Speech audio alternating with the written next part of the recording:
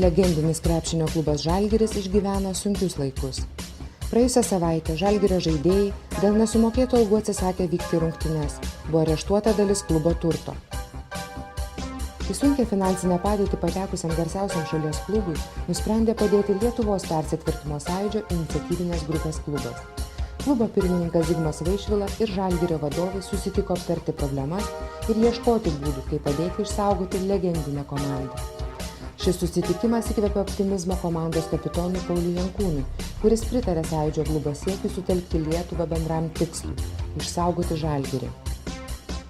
Kad yra žmonių, kurie rodo iniciatyvą, tiesiog patys skambina, nori padėti Žalgiriui, siūlo savo pagalbą vienokią ar kitokią ir bando sujungti visus Lietuvos žmonės, kad padėtų kas kaip gali, žiniom, pinigais ar dar kažko. Taip, kad manau, kad visiems bendrai būtų galima ir išeiti iš šitos situacijos.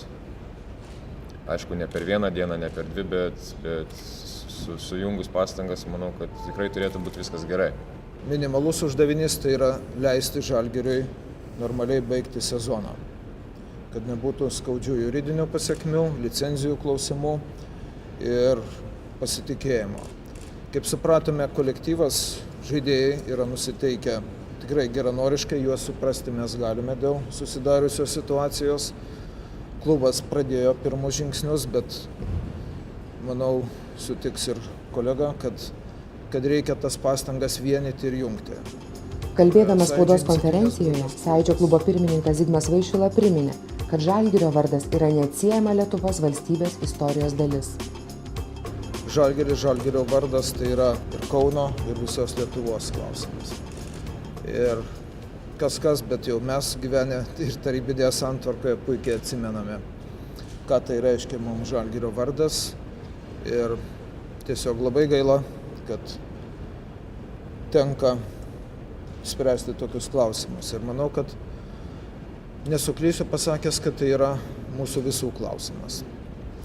Tenka pripažinti, kad klubo situacija yra sunki ir mus, kaip ir daugumą Lietuvos ir Europos klubų, palietė visuotinė finansų krizė. Tai yra Žalgiriui sunkus laikotarpis, bet mes suprantame šį žaidėjų sprendimą. Taip pat dedame visas pastangas, kad situacija išsispręstų ir komanda galėtų pabaigti šį sezoną. Esame atviri pasiūlymams ir labai džiugu, kad sąjūdžio iniciatyvinė grupė parodė susidomėjimą ir rūpestį mūsų problemomis. Sąjūdžio klubo pirmininkas su Žalgirio vadovais apsvarstė konkrečius būdus, kaip galima padėti tautos simboliu – Žalgirio krepšinio klubui. Šita akcija nebus skirta lopyti senom problemom ir žaizdom. Šita akcija bus skirta sezono užbaigimui. Ir mechanizmas bus toks, pasirinktas principai yra aptarti, kad žaidėjai ir administracija būtų rami dėl sezono pabaigos. Normalaus, sėkmingo užbaigimo ir sąlygų sudarimo funkcionuoti šitam centrui, žaidėjams dalyvauti visose varžybose. Pilnų sąjūdžio klubo tikslas padėti Žalgiriui susilaukė ir kritikos. Spaudos konferencijoje Zigmui Vaišvilai teko išgirsti labai aštrių komentarų. Neva noras padėti Žalgiriui tai yra reklaminė ar net politinė akcija. Sąjūdžio iniciatyvinės grupės klubas nėra politinė partija. Tai drąsiai, sąžiningai sakom, įkurtas 98 metais ir koks buvo tikslas, toks ir yra. Ne tik istorinės atminties paveldėjimas, bet ir atkreipti žmonių dėmesį į tai, kas yra šiandien Lietuvai aktualu. Telkti žmonės, ką mes jau darome, dialogui su valdžia, problemų sprendimui. Ir ši atsivėrusi opi žaizda, mūsų nuomonė, tai yra tai, kur reikia nepolitikuoti, o reikia daryti darbą. Sąjūdžio klubo pirmininkui pritarė ir Žalgirio fanų klubo prezidentas, kuris priminė, kad svarbiausia šiuo metu padėti Žalgirio krepšinio klubui išlikti. Aišku, labai džiugu, kad atsiranda žmonių šiuo momentu. Žalgiriui labai sunkiu, kad padėtų, aišku, va čia iš jūsų susirinkusių, daugiau, kiek susidariau nuomonę, jūs puolat jį, kad vos ne, kad nepadėt, kad tas Žalgiris sužlugtų. Mano nuomonė ir turbūt dauguma fanų nuomonė, kad jeigu nebus Žalgirio, tai Lietuvoje tikrai bus ne tragedija, bet kažkas nerealaus.